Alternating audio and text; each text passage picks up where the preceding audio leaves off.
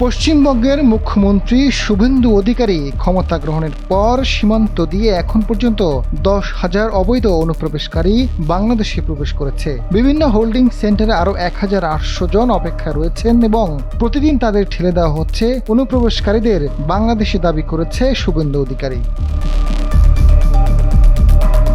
মঙ্গলবার পশ্চিমবঙ্গ বিধানসভার বাজেট অধিবেশনে বিরোধী দলের বক্তব্যের জবাব দিতে গিয়ে শুভেন্দু অধিকারী জানান, কাঁটাতার নির্মাণের জন্য এরই মধ্যে বিএসএফকে জমি হস্তান্তর করা হয়েছে। কয়েক মাসের মধ্যে প্রায় 600 কিলোমিটারের বেড়া দেওয়ার কাজ শেষ হবে।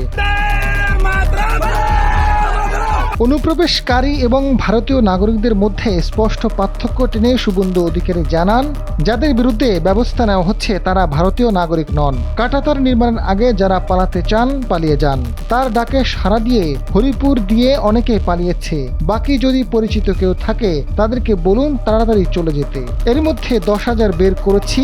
12টা হোল্ডিং সেন্টারে 1,800 জন অপেক্ষা করছে। রোজ ওপারে পাঠাচ্ছি।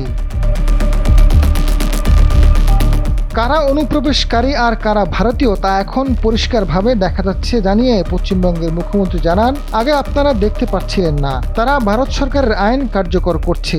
অনুপ্রবেশকারীদের ধরো আর বিএসএফ এর হাতে তুলে দাও, কোনো জেল হবে না।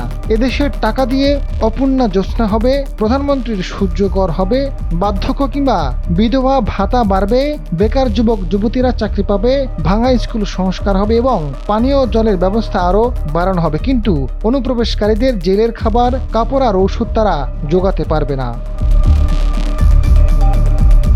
কোনো ভারতীয় নাগরিকের দুশ্চিন্তার কারণ নেই। তিনি যে সম্প্রদায়ের বা যে দলের হন না কেন, যারা সিবিএএ বা নাগরিকত্ব সংশোধন আইনের আওতায় আসেনি, অবৈধভাবে ঢুকে পড়েছে, তাদের কাউকে রাখা হবে না বলে জানান শুভেন্দু অধিকারী।